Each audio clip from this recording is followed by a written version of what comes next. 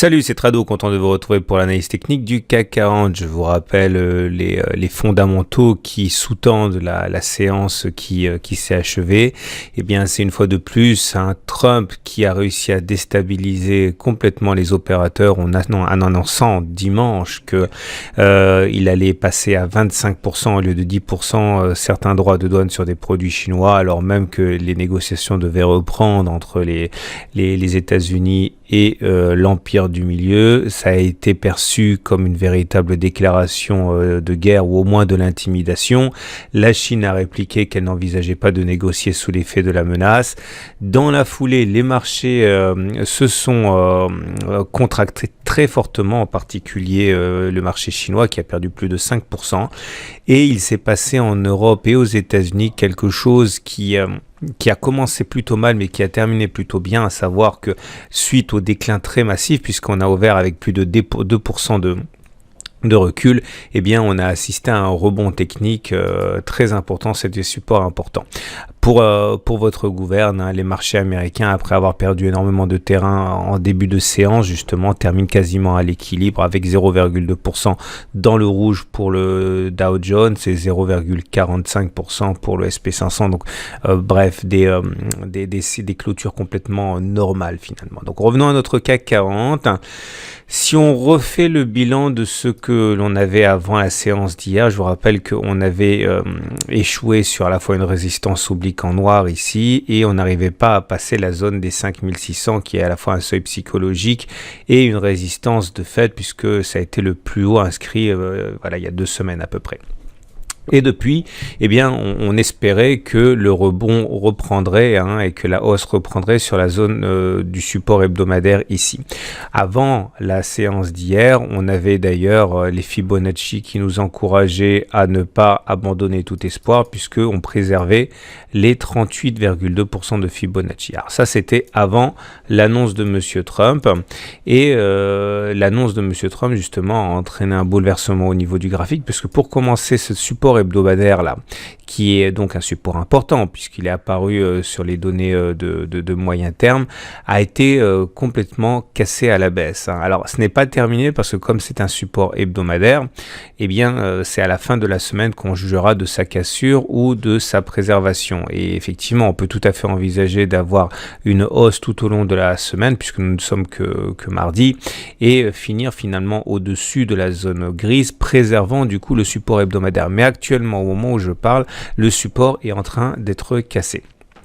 Alors, le gap qui a été ouvert, du coup, est très intéressant à suivre parce que soit il s'agit uniquement d'un gap de continuation et là, on ne peut rien en faire, soit il s'agit d'un gap de rupture.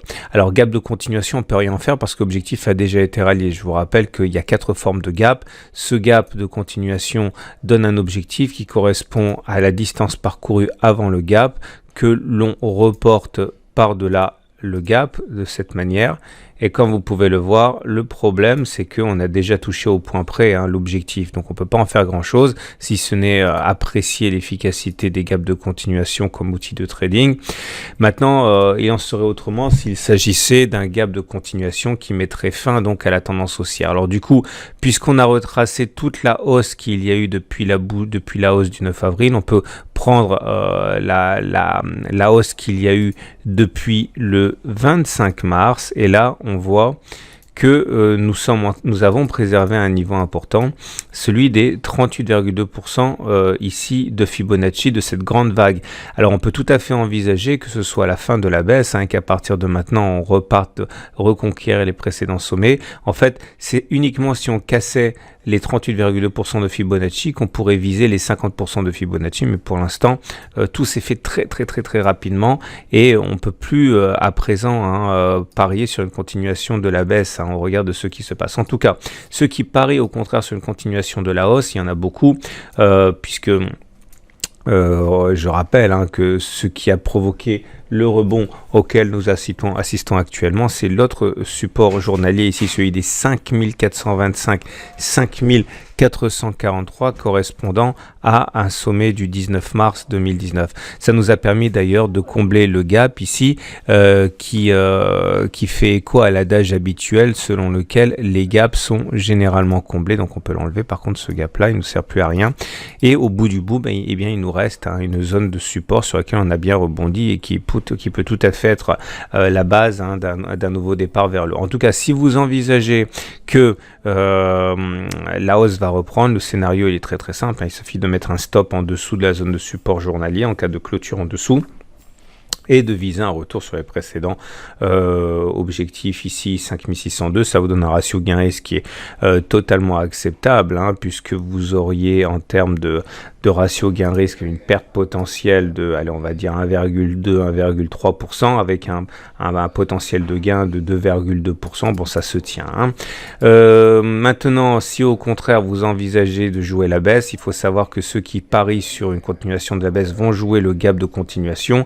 L'idée, c'est d'effectivement mettre le stop loss au-dessus du gap ici, en cas de clôture au-dessus du gap, puisqu'il s'agirait d'un gap non plus de rupture, mais un gap soit de continuation, soit un gap commun, mais en tout cas on ne pourrait pas viser plus bas. Bon, je vous rappelle que si vous voulez vous entraîner, vous avez plein d'exercices dans le pack tout trado.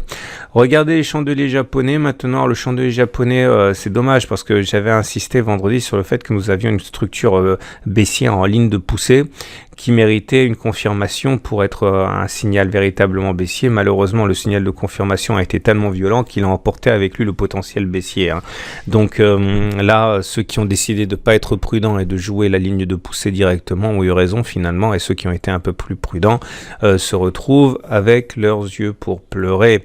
Et nous avons aujourd'hui une bougie, fin de lundi, une bougie plutôt positive qui termine dans le tiers haussier, bien au-dessus des plus bas du jour. C'est une bougie qui est tout à fait encourageante pour la suite. Vous comprendrez de toute manière que tant qu'on ne clôture pas en dessous du support journalier des 5243, on est relativement à l'abri. Regardez à présent, et pour terminer, les indicateurs techniques. Alors c'est ça qui est super intéressant. Regardez la M20 on en a beaucoup parlé. Je vais mettre la M7 aussi. Bon, comme d'habitude, j'ai peut-être joué un petit peu petit bras, puisque moi j'avais dit qu'on irait chercher la M20. En fait, on est allé chercher beaucoup plus que la M20 suite à ce qui s'est passé. On est même allé chercher la Bollinger inférieure. Et à partir de là, là aussi, le problème, c'est qu'on a déjà atteint les objectifs progressifs qu'on se serait mis les uns après les autres. On avait une conjonction de supports ici qui ont parfaitement joué leur rôle. Maintenant, il faut suivre le balai M7-M20. Vous savez, soit on va croiser, la M7 va croiser la M20 et là, on va avoir un croisement baissier faible, soit on va faire semblant de croiser et repartir vers le haut, on aurait un non-croisement haussier très porteur. Donc, il faut suivre ça de très près. Pour l'instant, encore une fois, la tendance est simplement, la tendance haussière, elle est cassée puisqu'on est en dessous de la M20. Les autres indicateurs techniques montrent également l'hémorragie de bonne humeur, puisque le momentum bascule négatif. Le RSI est maintenant en dessous de 50. Bon, ça se joue sur l'épaisseur du trait, mais il est à 49,95. On va dire qu'il est neutre. Le CCI n'a pas du tout entamé un cycle haussier. Le MACD 0 non plus, puisque le CCI est en dessous de 100, le MACD 0 est en dessous de son signal. Tout a commencé avec le signal du stochastique. Ici, c'était le 30 avril, on l'avait mentionné. On espérait que le CCI et le MACD 0 initient un cycle haussier. Ça n'a pas été le cas. C'est au contraire le stochastique qui a été précurseur de ce qui se passe.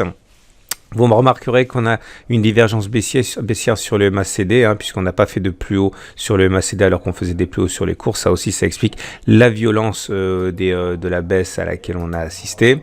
On retiendra surtout que on n'a pas d'alerte de fin de baisse.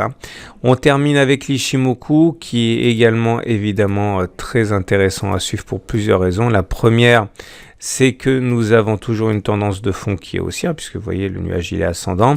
On avait insisté sur le fait qu'on avait eu une alerte ici, le fait que la Tenkan avait été cassée, c'était notre première sentinelle haussière qui était tombée. Là, on est directement allé chercher la Kijun, mais la Kijun tient pour l'instant, hein, donc il n'y a pas d'alerte à ce niveau. Il faudrait pas la casser, par contre, parce que ce serait notre deuxième alerte, notre deuxième sentinelle hein, qui tomberait, et là, ça mettrait quand même une certaine pression sur les acheteurs, hein, notamment ceux qui utilisent les Shimoku, mais pour l'instant, certains diront même qu'on est sur un point d'entrée ici, hein, puisque ceux qui traitent les Shimoku peuvent tout à fait envisager de passer acheteur maintenant, et en mettant un stop en cas de clôture sous la Kijun, et pour viser un retour sur les plus hauts. Là aussi, si vous voulez des exercices, il y en a plein dans le pack tout trado. Voilà, on a fait le tour, je crois, il ne me reste plus qu'à vous inviter à regarder la matrice de trading du jour, également celle du CAC 40, du DAX, de l'euro-dollar, du Dow Jones. Tout ça, c'est sur le site. Et également la synthèse écrite qui vous attend. Voilà, je vous souhaite une très bonne journée. Je vous dis à demain pour la mise à jour.